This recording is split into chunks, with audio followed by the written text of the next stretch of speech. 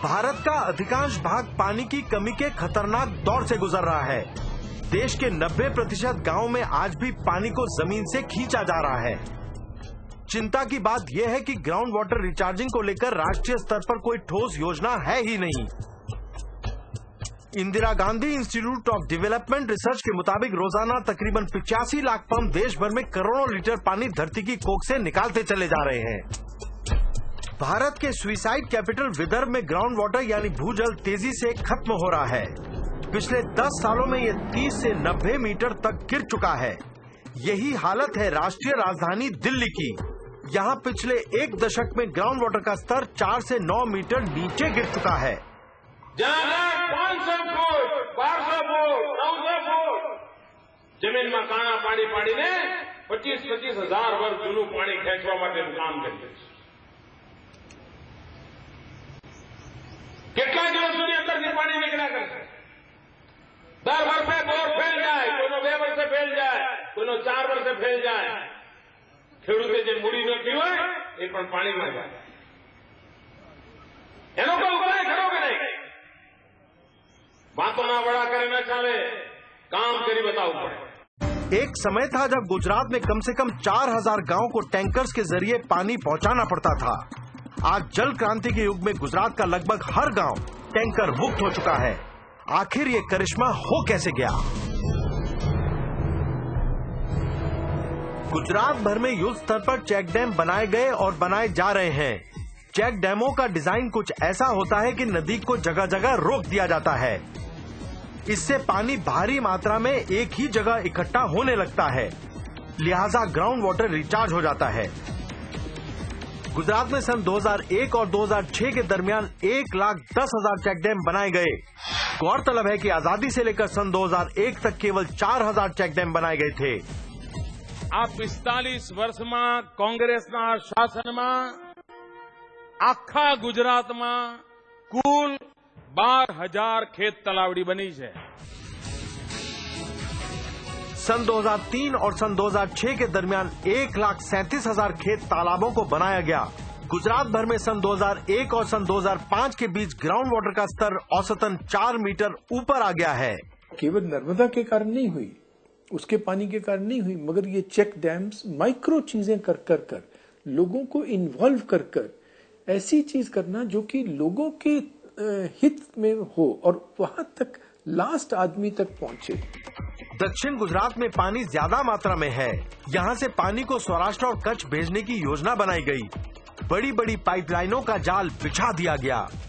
हम कहते हैं ना, बिलीव और नॉट बिलीव। गुजरात में ये जो पाइपलाइन वाली बात है, लगभग एक ऐसा ही किस्सा है। इस तरीके से करीब 10,000 विलेजेस हमने कवर किया है और गुजरात में भूगर्भ का आधारित जो पीने का पानी की व्यवस्था थी उसको हमने क्रमशः बंद कर रहे हैं। सरदार सरोवर प्रोजेक्ट का मेन कैनाल 532 किलोमीटर लंबा है।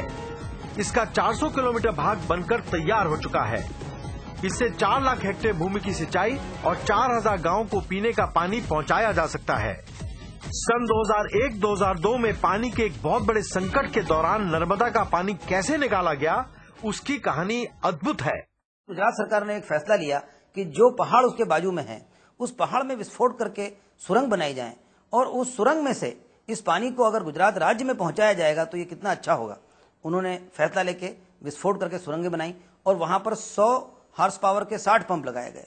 उन पंपों के जरिए आज ये पानी पूरे गुजरात में जा रहा है केनाल के नेटवर्क से और पूरी जनता को पीने का पानी और सिंचाई का मिल रहा है। मैं कच्छ से आ रहा हूँ, तो कच्छ के लोगों के लिए अभी पानी आ गया नर्मदा का, तो इतनी बड़ी उसकी वैल्यू है कि जो एक पानी के अछत वाले देश में रहने वाले को ही पता चलता है।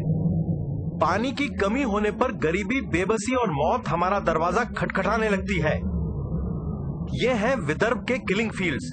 इस इलाके में खेती कम और आत्महत्याएं ज्यादा होती हैं। हर 8 घंटों में औसतन एक किसान आत्महत्या कर लेता है। कुछ फांसी के फंदों पर लटक जाते हैं और कुछ कीटनाशक पी लेते हैं। यहाँ के किसानों को पेस्टिसाइड की इतनी खुराक जरूर नसीब हो जाती है जो उनकी मौत के लिए काफी होती है।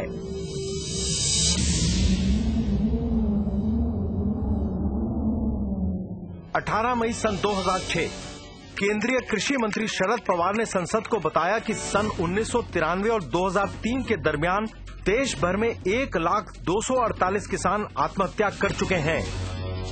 आजकल महाराष्ट्र का विदर्भ क्षेत्र किसानों की आत्महत्याओं को लेकर हर रोज अखबारों की सुर्खियों में रहता है। जब इरिगेशन का पानी मिलता है तब फार्मर को भगवान के ऊपर आधार नहीं रखना पड़ता है और फसल अनसर्टन नहीं हो जाती है। महाराष्ट्र में, आंध्र प्रदेश में और कोई राज्यों में जहां जहां इरिगेशन नहीं मिला है और पानी नहीं मिला है, फार्मर्स की इनकम अनसर्टन होती है, डेट बर्डन बढ़ता जाता है और सुसाइड होते हैं। देश भर में खेती को लेकर काफी मायूसी का माहौल है। नेशनल कमीशन ऑफ फार्मर्स ने गुजरात मॉडल की खूब तारीफ की है। ગુજરાતમાં કિસાનની આવક 3 જ વર્ષમાં બમણી કરી દેશે ભાઈ। આજે જો એ વર્ષે ₹1,00,000 કમાતો હશે તો એ ₹2,00,000 કમાતો થઈ જવાનો છે।